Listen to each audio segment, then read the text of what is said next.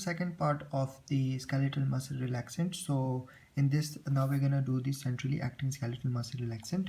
So in centrally acting skeletal muscle relaxant, they mainly causes sedations. Okay, like they are gonna act centrally because they can cross the blood-brain barrier, and they are going to depress these spinal polysynaptic pathway in spinal and supraspinal side. Okay, they are going to depress the polysynaptic pathway in spinal and supraspinal side because they are the centrally acting, so they're gonna depress the polysynaptic pathway in spinal and supraspinal level. Okay, now it's going to be used in uh, cerebral palsy, trauma, sprains, tetanus, and sclerosis, etc., to reduce the spasm. Okay, now we're gonna do the neuromuscular blockers. In neuromuscular blockers, we had three classes mainly: depolarizing, non-depolarizing blockers, and others. So first we're going to do the depolarizing blockers. In depolarizing blockers, we are going to have two drugs. First is succinylcholine, choline, and second is decamethonium. Succinylcholine duration of action is 3 to 8 minutes. Okay, now um, the succinylcholine structure is like when you combine two acetylcholine together, so it going to resemble the succinylcholine, means that the two acetylcholine combined together and they're gonna be resembling the same structure as that of the succinylcholine. Okay, now acetylcholine, succinylcholine, it's going to combine with the NM receptor. Okay, it is going to bind with the NM receptor. This is succinylcholine. It is going to be binding with the NM receptor. Okay, after binding with NM receptor, obviously it is a depolarizing blocker, so it will cause depolarization. So initially what's going to happen, there's going to be fasciculation, then there is going to be prolonged depolarization, and after that there is going to be flaccid paralysis. So this is called phase 1 block. Okay, then there is going to be phase 2 block. For example, after long exposure of the same drug like succinylcholine, so the body will be desensitized to the succinylcholine, and there's gonna be second block which is called the phase 2 block.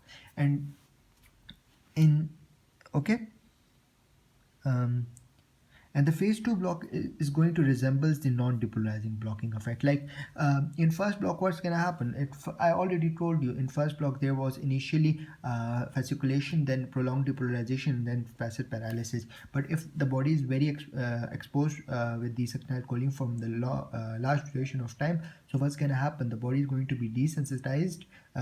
Okay, and the body will not show any sensitization to the drug, so there's going to be rapid flaccid paralysis, which going to be resemble as that of the non-depolarizing blockers. Okay, now the succinylcholine is going to be hydrolyzed. Succinylcholine is going to be hydrolyzed by the pseudocholinesterase. Okay, now when the succinylcholine is hydrolyzed by the pseudocholinesterase, so there's going to be time period in which there is going to be what do you say, that there's going to be transient apnea. There's going to be transient apnea because the duration of action of the succinylcholine is only 3 to 8 minutes, and after 8 minutes it's going to degrade and it will be eliminated from the body. So there's going to be very apnea for very short duration of time. Okay, but if the person have some kind of liver disease, or the person have some kind of atypical pseudocholinesterase, so what's going to happen, the succinylcholine degradation will be reduced, so the succinylcholine level will be increased and the duration of action will also be increased. Okay, and because of this there is going to be respiratory muscle paralysis. When there is going to be respiratory muscle paralysis, so there is going to be prolonged apnea, and the prolonged apnea is also called succinylcholine apnea. Okay, so it can come in the paper, what is succinylcholine apnea. So we will say that initially we already know that succinylcholine duration of action is only 3 to 8 minutes. Okay, but and it is in that, after that period it is going to be degraded by pseudocholinesterase. But if someone's have some kind of liver disease or either atypical pseudocholinesterase, so what's gonna happen, the succinylcholine level will be increased and duration of action of succinylcholine will be increased. So because of this there is going to be respiratory paralysis and respiratory respiratory muscle depression, respiratory paralysis, and respiratory depression. So there is no exact antidote for the succinylcholine apnea, but for the treatment, what we do give, we give fresh plasma. We are going to give person artificial respiration ventilator, and we're gonna give person anesthesia. For the succinylcholine apnea, we were doing three things. We were giving person fresh plasma. We were putting the person on ventilator, and we were giving the person anesthesia. Okay.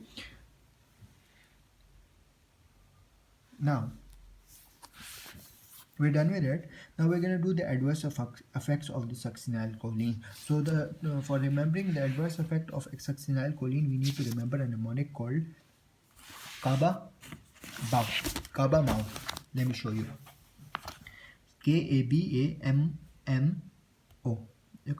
On the M there is 2. Okay, so Kaba Mo. So K with K is hyperkalemia. K matlab K hyperkalemia. H is aspiration of the gastric content. B is bradycardia. A is apnea. M is muscle pain. M is malignant hyperthermia, and O is increased intraocular pressure. What are these? Kaba Mo.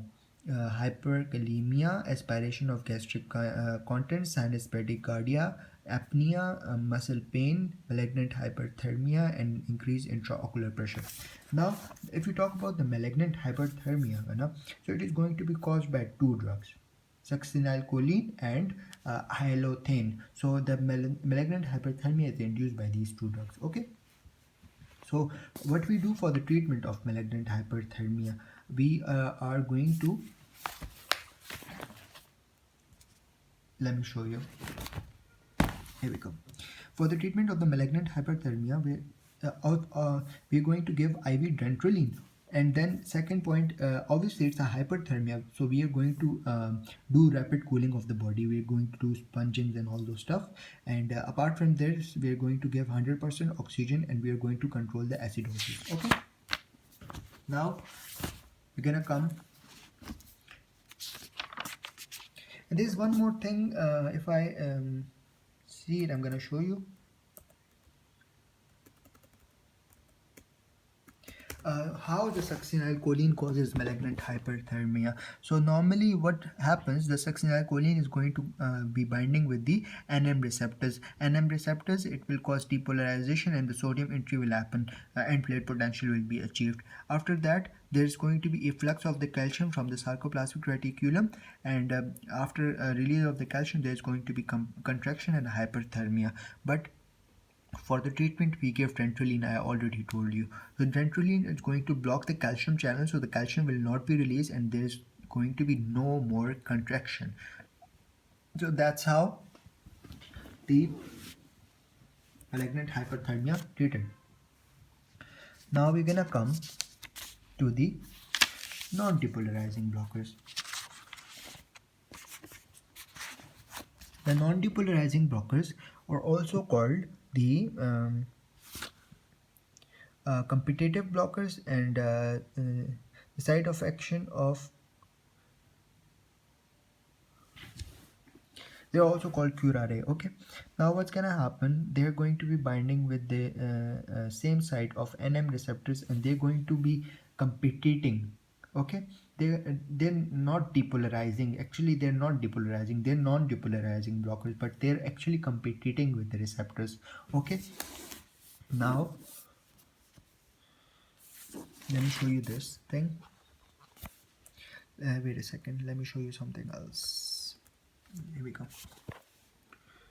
This is the acetylcholine, which is the agonist. It's going to be binding with the NM receptors and going to activate the receptor. Okay, and the non-depolarizing blocker, for example, D-togocurarine, is the antagonist. It's going to bind with the same receptor, and it is going to stop the depolarization. Okay, now,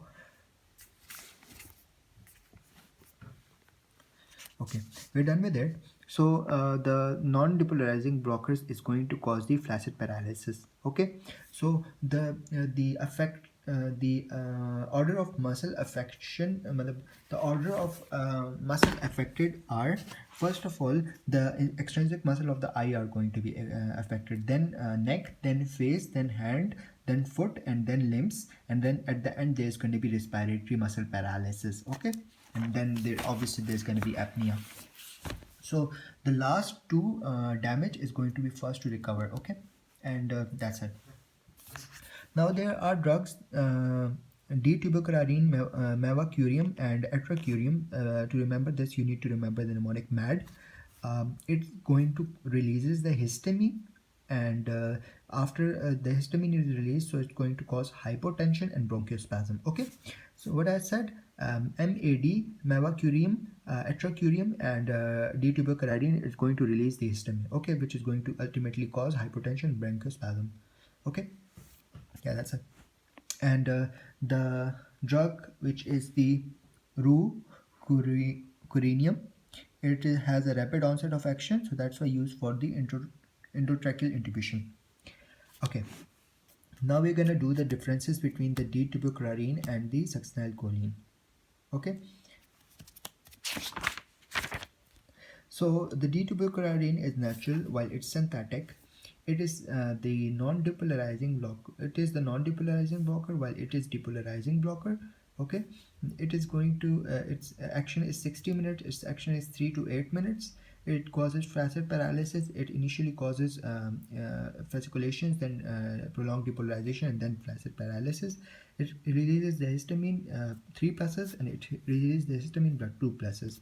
It is going to cause the it is going to be reversed by the neostigmine. It is not going to be reversed by the neostigmine, but phase 2 block is going to be reversed by the neostigmine. Okay, and it is adjuvant of general anesthetic while it's used for the intratracheal intubations and endoscopy and orthopedic manifestation, etc.